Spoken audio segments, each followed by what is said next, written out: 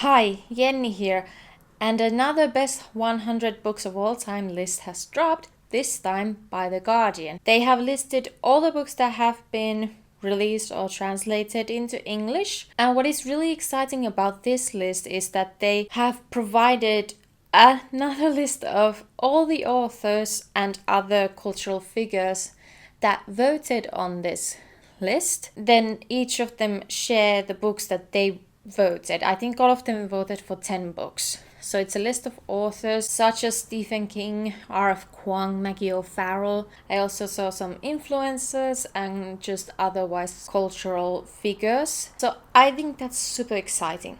In this video, I will go through the list and share the ones that I read and what I think of the featured books and authors overall. And if you are new here and you're wondering now why would I care about your opinion, valid. I do have a bachelor's and master's degrees in English, so I do know something about literature in English. And I will provide a link to the list below so you can go check out all of the people who voted on this list and see what books they have featured as their top 10.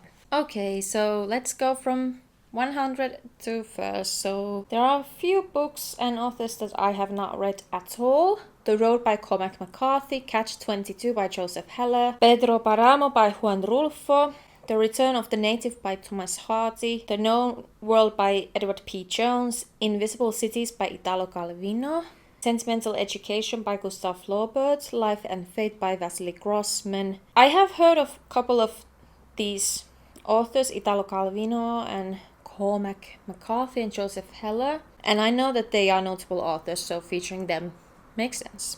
Then 92, Jacob's Room by Virginia Woolf. I have not read this specific one, but I have read a lot of Virginia Woolf's books, and I do think that she's a very captivating author, so featuring her makes sense. The Left Hand of Darkness by Ursula K. Le Guin. I've heard of her, but I have not read from her. Ragtime by L. Doktorov. This I have not read, but I've heard of the musical, obviously. So I think it's interesting to feature this book as well. The Line of Beauty by Alan Hollinghurst. The Turn of the Screw by Henry James. Of course, I've heard of Henry James, but I have not read anything from him or Alan Hollinghurst. At 87, The Vegetarian by Han Kang. I've read a few Han Kang books, but not The Vegetarian. I've heard a lot of things about the book. I've heard that it's really great, but also quite graphic. If I had to think of a Han Kang book to feature on this list, I would choose Human Acts. Also a very graphic book, but truly shows what people are capable of during wartime and during oppression and how heartbreaking it is. Then there's a book by Patricia Highsmith, Ernest Hemingway, obviously, very expected. Graham Greene, Thomas Mann, I haven't read any of those. Rebecca by Daphne du Maurier, I've not read, but understand why it's featured. I've heard a lot about this book. At 81, Go Tell It on the Mountain by James Baldwin. I absolutely love James Baldwin's writing. I've read 3 of his books. I'm so happy that his work is featured, but rightfully so. It would be wrong if it wasn't featured. A House for Mr.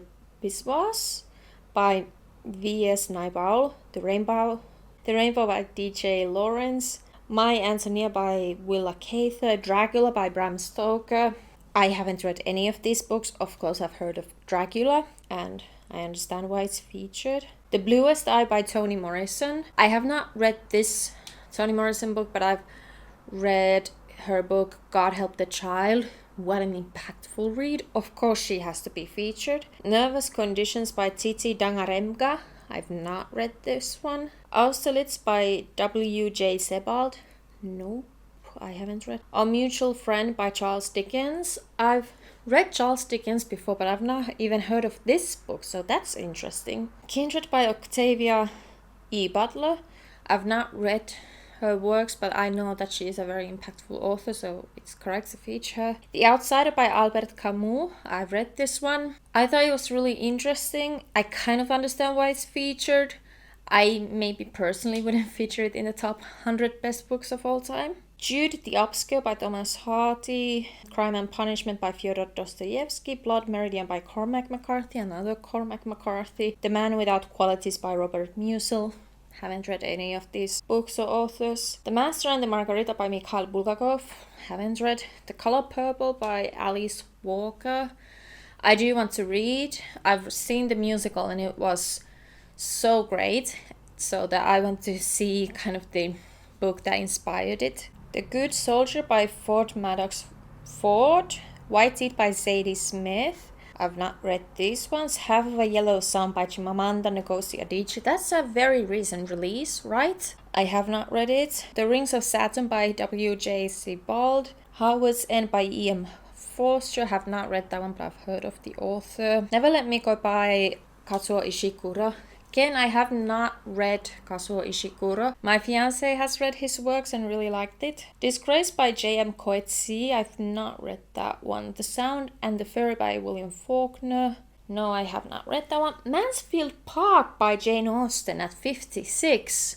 That's actually quite surprising to me because out of all the Jane Austen books, I appreciate it and I just finished reading it actually, and Joel and I, my fiance, will make a video discussing our thoughts of it. I did like it, but I wouldn't feature it maybe this high on the list. The Waves by Virginia Woolf I have not read, but I've read Orlando, which I thought was great, and I actually wrote a paper or like an assignment on it in university, so that's actually really exciting that it is featured there. The Transit of Venus by Shirley Hazzard, The Golden Bowl by Henry James. I've not read either of those. Then another contemporary book, My Brilliant Friend Elena Ferrante, which I've not read, but I think it's exciting to feature contemporary releases as well. White Sagas of Sea by John Rees, A Fine Balance by Rohinton Mystery, The Metamorphosis by Franz Kafka, Vanity Fair by William Makepeace Thackeray. I've not read any of those books, but I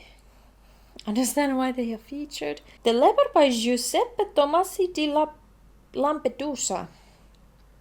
I've not heard of that book. It's actually kind of exciting to see books that I've not heard of featured here, because to me it shows that they've actually thought about the books that they consider the best. The Golden Notebook by Doris Lessing, I've not read. Giovanni's Room by James Baldwin, I have read and I absolutely loved it. It was so well written and deeply impactful, highly recommended. Housekeeping by Marilyn Robinson, The Magic Mountain by Thomas Mann, Heart of Darkness by Joseph Conrad, not read any of those. Song of Solomon by Toni Morrison.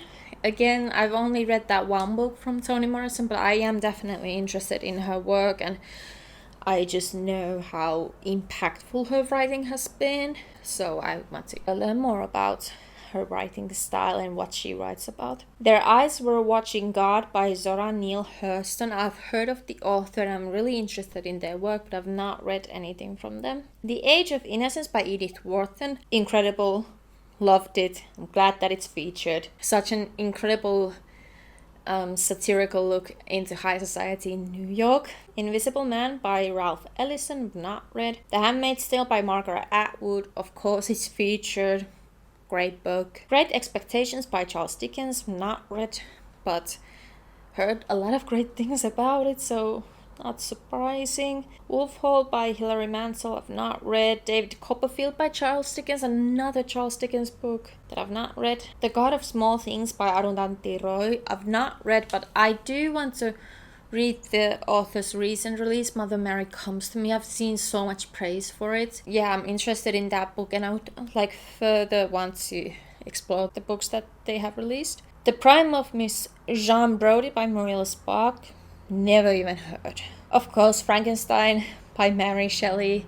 I've not read it, but of course I know just how impactful it is, especially in science fiction. Kind of invented the genre, didn't it? And while I don't think it's for me, I do appreciate what it's done for literature.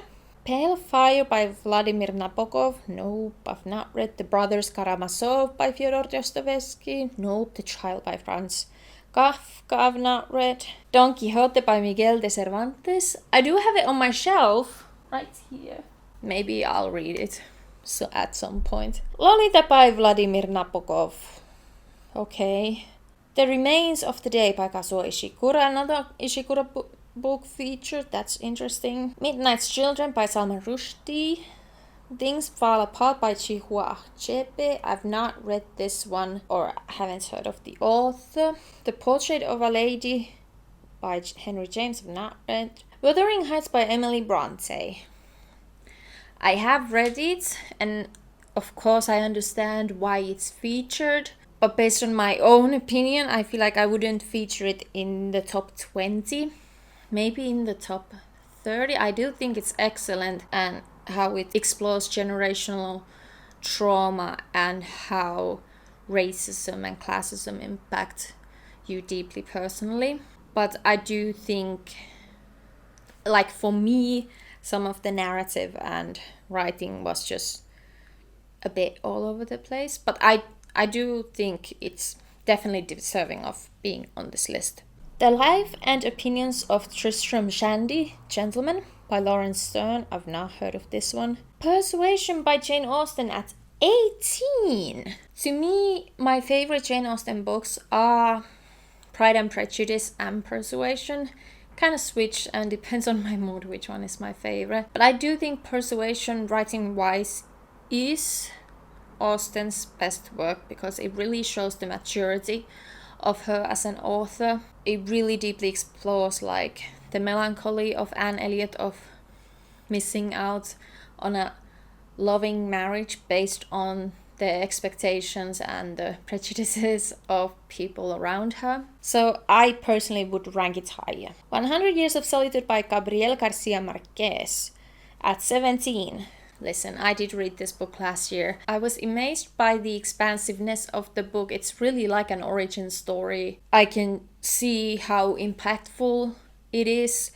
There were just some parts of the plot that I found unnecessary, like the familial romantic relationships. So I understand why it's featured. It is definitely an epic of a book, but it would not be in my top 20. 1984 by George Orwell at number 16. Yeah, makes sense. Very timely. I liked it. I wouldn't put it in top 20 because at times it did feel like, well, as a modern reader, that the book, as I was reading, it felt very on the nose. Of course, I am a modern person reading it when it was written in the 40s, so maybe that impacts my reading experience, but I understand why it's featured. Moby Dick by Herman Melville. I've not read it, but I've heard that it's a great book. Mrs. Dalloway by Virginia Woolf. I've not read this one, but again, like I said, Virginia Woolf is a really impressive author, so I'm not surprised that many of her books are featured. Emma by Jane Austen. This is a really great book from Jane Austen, and I just love how she said that she wants to write a character that nobody but her would like. But I do love Emma Woodhouse in all of her flaws, and I'm glad to see it featured. I feel like when it comes to these kind of best books lists, Emma is often overlooked. But is it better to me than Persuasion? No. I feel like some of the tempo and pace in Emma is not even. Like some of the really major events that provide a huge twist in the plot, they just kind of just pass by. Bleak House by Charles Dickens at 12. Not read it. The Great Gatsby by F. Scott Fitzgerald. I have read it and I liked it. Madame Bovary by Gustave Flaubert. I've not read that one, but I've heard of it. And now we are moving on to top 10. Number 9, Pride and Prejudice by Jane Austen. Yeah, makes sense that it's in the top 10 because it's so clever and Jane Austen is just a great writer. And Pride and Prejudice explores kind of the class issues and differences that we still have in some form to this day. Number 8, Jane Eyre by Charlotte Bronte. I have read this book, but I was quite young when I did read it, so I think parts of it I didn't completely grasp, but I did not like this book at all. I actually found it quite horrifying, you know. If you've read the book, you probably could understand what I mean. I understand why it's featured. It's obviously an impactful book, but it would not be on my top 10. War and Bees. Oh my god, do you know the book War and Bees? Number 7, War and Peace by Leo Tolstoy, I've not read. And then at 6, Anna Karenina by Leo Tolstoy, I've not read. In Search of Lost Time by Marcel Proust, I've not read. To the Lighthouse by Virginia Woolf, I have read, and I thought it was a very interesting read. It plays with pacing and timing a lot. You know, some parts are really slow and then some parts go by really, really quickly. And this book is more about the focalization, you know, how one character's experience of the same thing differs from another. It's much more about that than plot. I thought it was a good book. Okay, number 3, Ulysses by James Joyce. I've not read this one. I have read his book Dubliners, which I thought was fascinating. Number 2, Beloved by Toni Morrison. Okay, I definitely need to read this one. And number 1, and this is actually kind of surprising to me, Middlemarch by George Eliot, because I feel like when we talk about major classics, Middlemarch definitely deserves more love and appreciation. Of course, people appreciate it, but I don't know, I feel like it deserves much more appreciation. I read it last year and I made a whole video about it. I think it's absolutely brilliant. The way George Eliot created this fictional world that was so cleverly and deeply reflective of our own societies, especially at the time, but still to this day. She wrote such complex, interesting characters, and go watch my video about Middlemarch. It's absolutely brilliant. So I think I've read about 16 of these 100 books, which I think is a pretty good number. I do think there were choices that made a lot of sense, like Ernest Hemingway, Toni Morrison, James Baldwin, and Jane Austen. It did reflect a lot on previous best classics lists that I've seen, but I do find featuring current books very exciting. Actually, for fun, let me check out some of the authors' lists. Maggie O'Farrell. Okay, so Maggie O'Farrell's top 10 is Old Filth Trilogy, The Color Purple, North Woods, Foster, Jane Eyre, the Patrick Melrose novels, Ulysses, David Copperfield, The Yellow Wallpaper, The Private Memoirs, and Confessions of a Justified Sinner. Okay, interesting. I've not read many of these. How about R.F. Kuang? Pale Fire, The Great Gatsby, The Name of the Rose by Umberto Eco. Oh, that's actually really exciting because I have read Umberto Eco for my studies and I thought that was very fascinating. Les Miserables, I got halfway through it, but yeah, I couldn't finish it. The Brothers Karamazov, Wolf Hall, 100 Years of Solitude, The Remains of the Day, The Time of the Doves, Buddenbrooks. Okay, interesting. Okay, how about Jack Edwards? Sula by Toni Morrison, Emma by Jane Austen. Okay, interesting that his favorite Jane Austen is Emma. 1984, The Good Soldier, A Little Life. I would not touch that book at all. I've heard a lot about it and I just know that I would be way too negatively impacted. Let's just say that after reading that. The God of Small Things, The Picture of Dorian Gray. That's actually interesting that there was no Oscar Wilde on this list. To the Lighthouse, White Sarcasy, and Martyr.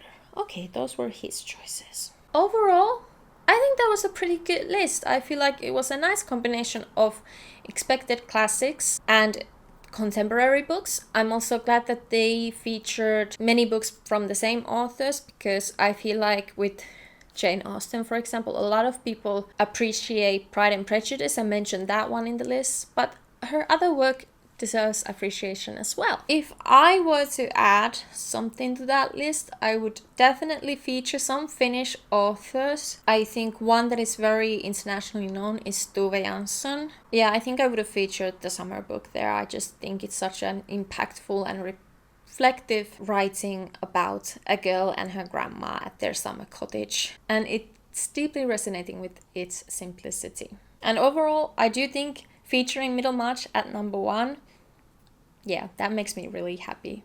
It deserves so much love, and I just think it's so brilliantly written. Alright, well, I hope you enjoyed this video. See you in the next one. Bye!